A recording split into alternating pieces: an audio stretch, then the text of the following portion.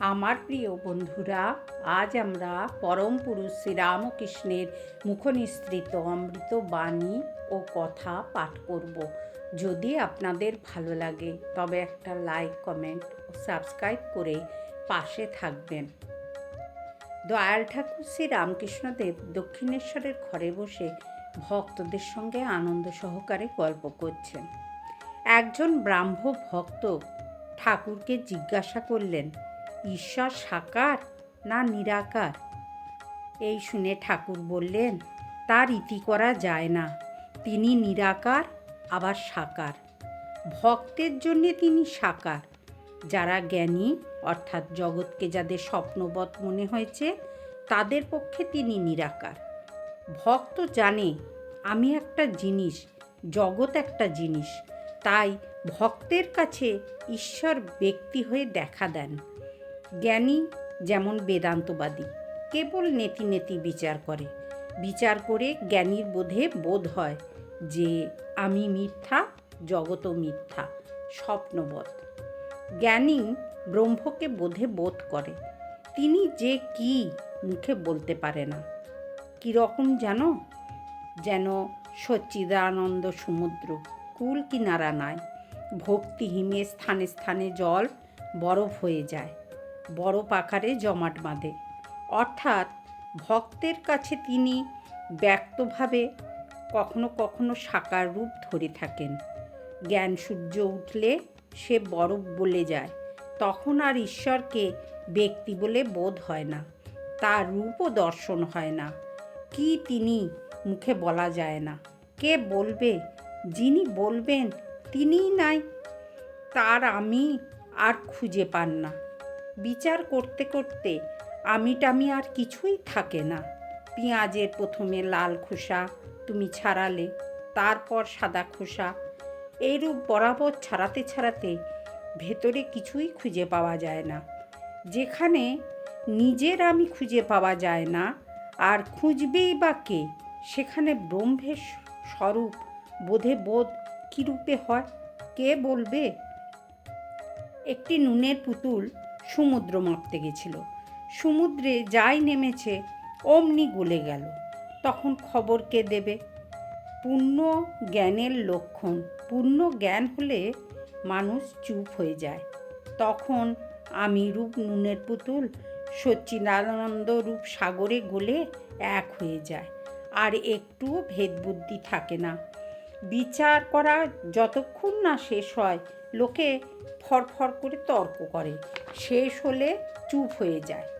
কলসি পূর্ণ হলে, কলসির জল পুকুরের জল এক হলে আর শব্দ থাকে না। যতক্ষণ না কলসি পূর্ণ হয় ততক্ষণই শব্দ। আগেকার লোকে বলতো, কালাপানিতে জাহাজ গেলে ফেরে না। আমি মলে ঘুচবে জঞ্জাল, হাজার বিচার করো, আমি যায় না। তোমার আমার পক্ষে ভক্ত আমি, এই অভিমানই ভালো। ভক্তের পক্ষে সগুণ ব্রহ্ম, অর্থাৎ যিনি সগুণ, একজন ব্যক্তি হয়ে রূপ হয়ে দেখা দেন। তিনি প্রার্থনা শোনেন। তোমরা যে প্রার্থনা করো তাকেই করো। তোমরা বেদান্তবাদী নও, জ্ঞানীও নও, তোমরা ভক্ত। সাকার রূপ মানো আর না মানো এসে যায় না। ঈশ্বর একজন ব্যক্তি বলে বোধ থাকলেই হলো। যে ব্যক্তি প্রার্থনা শোনেন, সৃষ্টি স্থিতি প্রলয় করেন, যে ব্যক্তি অনন্ত শক্তি, ভক্তিপথেই তাকে পাওয়া যায়। একজন ব্রাহ্ম ভক্ত জিজ্ঞাসা করলেন, মহাশয়, ঈশ্বরকে কি দেখা যায়? যদি দেখা যায় তবে দেখতে পাই না কেন? এই শুনে ঠাকুর বললেন, হ্যাঁ, অবশ্যই দেখা যায়। সাকার রূপ দেখা যায়, আবার অরূপও দেখা যায়। তা তোমায় বোঝাবো কেমন করে? তখন ব্রাহ্ম ভক্তটি বললেন, কি উপায় দেখা যেতে পারে? ঠাকুর তখন বললেন, ব্যাকুল হয়ে তার জন্যে কাঁদতে পারো।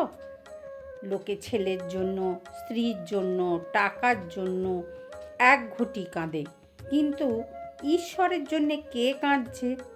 যতক্ষণ ছেলে চুষি নিয়ে ভুলে থাকে, মা রান্না বান্না বাড়ির কাজ সব করে।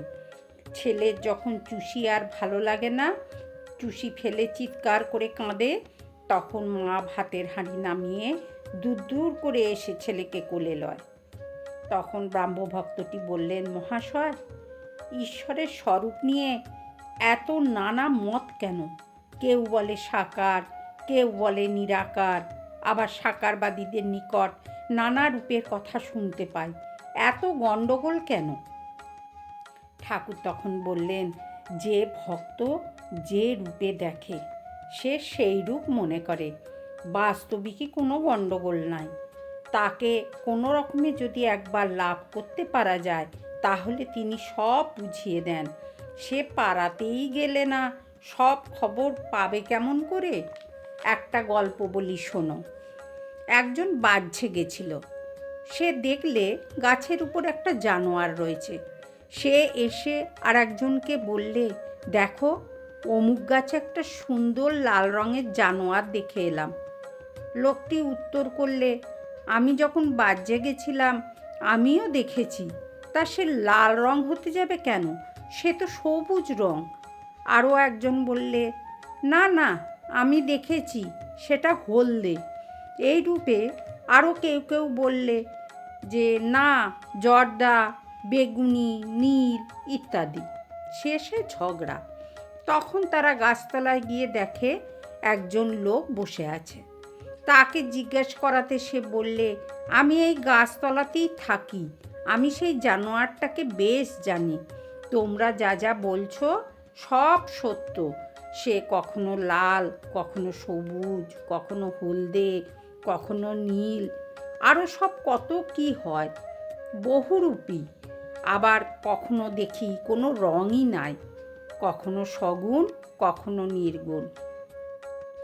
অর্থাৎ যে ব্যক্তি সদা সর্বদা ঈশ্বর চিন্তা করে সেই জানতে পারে তার স্বরূপ কী।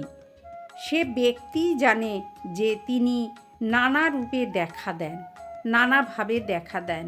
তিনি সগুণ, আবার তিনি নির্গুণ। যে গাছতলায় থাকে সে জানে যে বহুরূপীর নানা রং, আবার কখনো কখনো কোনো রঙই থাকে না। অন্য লোক কেবল তর্ক ঝগড়া করে কষ্ট পায়। কবির বলতো, নিরাকার আমার বাপ, সাকার আমার মা। ভক্ত যে রূপটি ভালোবাসে সেই রূপে তিনি দেখা দেন। তিনি যে ভক্তবৎসল।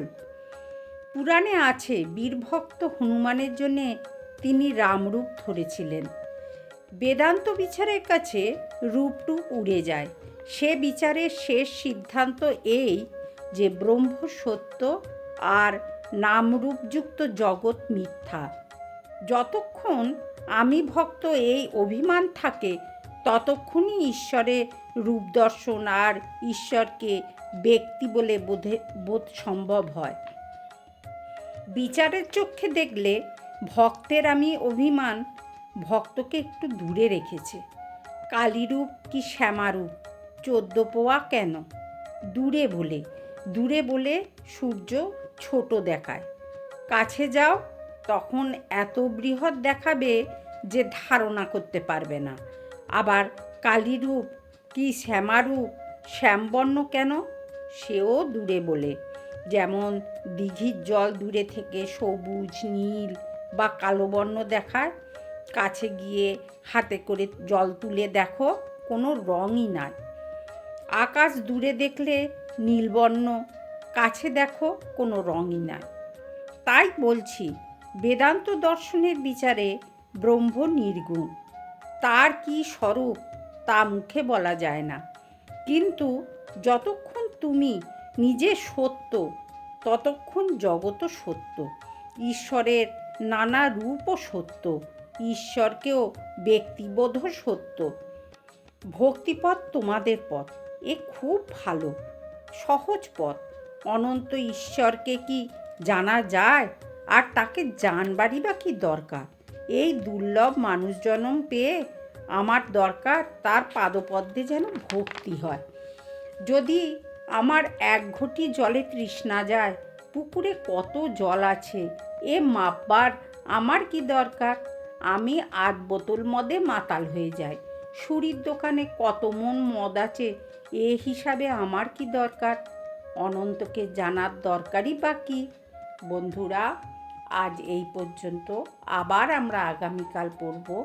আপনারা শুনবেন, কিন্তু খুব ভালো লাগবে। মন প্রাণ আনন্দে পরিপূর্ণ হয়ে যাবে। জয় ঠাকুর, জয় মা, জয় স্বামীজি।